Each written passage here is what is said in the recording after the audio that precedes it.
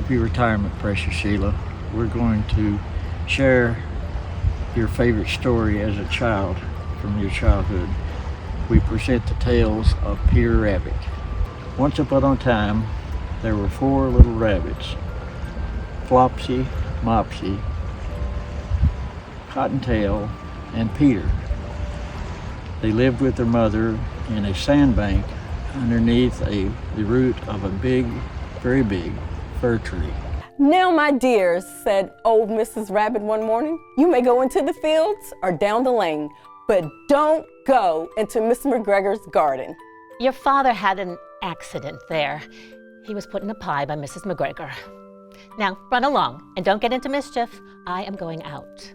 Then old Mrs. Rabbit took a basket and her umbrella and went through the woods to the baker's. She brought a loaf of brown bread and 5 carrot buns. Flopsy, Mopsy, and Cottontail, who were good little bunnies, went down the lane to gather blackberries. But Peter, who was very naughty, ran straight away to Mr. McGregor's garden and squeezed under the gate. First he ate some lettuce and some French beans, and then he ate some radishes. And then, feeling rather sick, he went to look for some parsley. But round the end of a cucumber frame, whom should he meet but Mr. McGregor? Mr. McGregor was on his hands and knees planting out young cabbages, but he jumped up and ran after Peter, waving a rake and calling out, "Stop, thief!" Peter was dreadfully frightened. He rushed all over the garden, for he had forgotten the way back to the gate. He lost one of his shoes among the cabbages and the other shoe amongst the potatoes. After losing them, he ran on 4 legs and went faster, so that I think he might have gotten away altogether if he had not unfortunately run into a gooseberry net and got caught by the large buttons on his jacket with brass buttons, quite new. Peter gave himself up for lost and shed big tears, and his sobs were overheard by some friendly sparrows who flew to him in great excitement and implored him to exert himself. Mr. McGregor came up with a sieve, which he intended to pop upon the top of Peter. But Peter wriggled out just in time, leaving his jacket behind him, and rushed into the tool shed and jumped into a can. It would have been a beautiful thing to hide in if it had not had so much water in it. Mr. McGregor was quite sure that Peter was somewhere in the tool shed, perhaps hidden under a flower pot. He began to turn them over carefully, looking under each. Presently, Peter sneezed. Ka-choo! Mr. McGregor was after him in no time, and tried to put his foot upon Peter, who jumped out of a window, upsetting 3 plants. The window was too small for Mr. McGregor, and he was tired of running after Peter. He went back to his work. Peter sat down to rest. He was out of breath and trembling with fright, and he had not the least idea which way to go. Also, he was very damp with sitting in that can. After a time, he began to wander about, going lippity-lippity, not very fast, and looking all round. He found a door in a wall, but it was locked, and there was no room for a fat little rabbit to squeeze underneath. An old mouse was running in and out over the stone doorstep, carrying peas and beans to her family in the wood. Peter asked her the way to the gate, but she had such a large pea in her mouth that she could not answer. She only shook her head at him. Peter began to cry. Then he tried to find his way straight across the garden, but he became more and more puzzled. Presently, he came to a pond where Mr. McGregor filled his water cans. A white cat was staring at some goldfish. She sat very, very still, but now and then the tip of her tail twitched as if it were alive.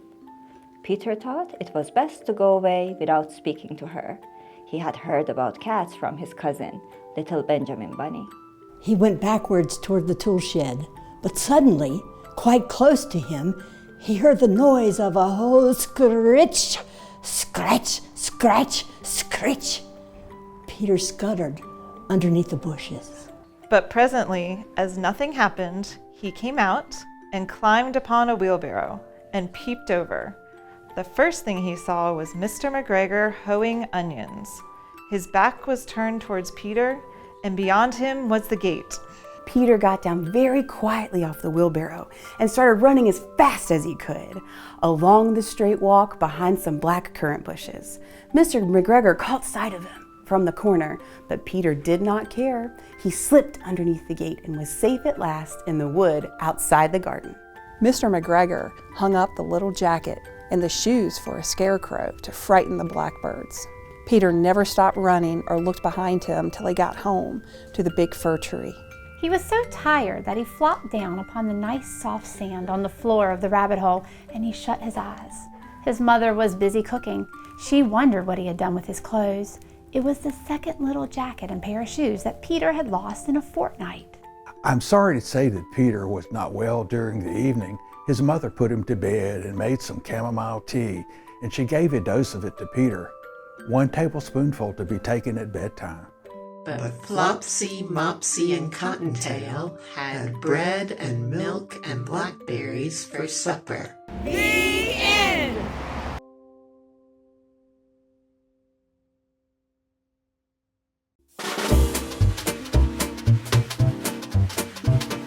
Mr. McGregor came up with a sieve, which he intended to pop upon the top of Peter. But Peter wriggled out just in time, leaving his jacket behind him. Told you I'm not. Okay, I got a question. It's frighten the blackbirds or frighten the blackbirds? Hey, look, I don't know. I'm just. Frighten.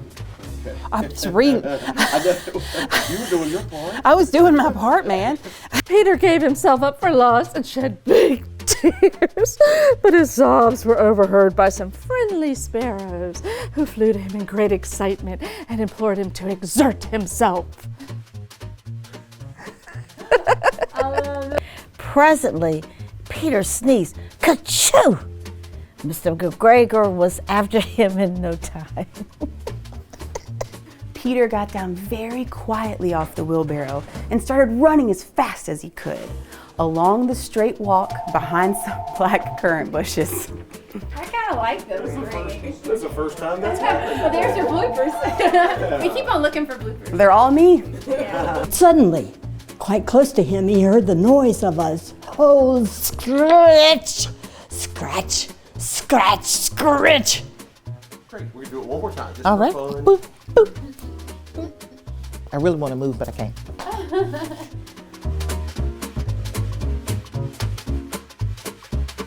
I've always had a thing for Sheila Umberger.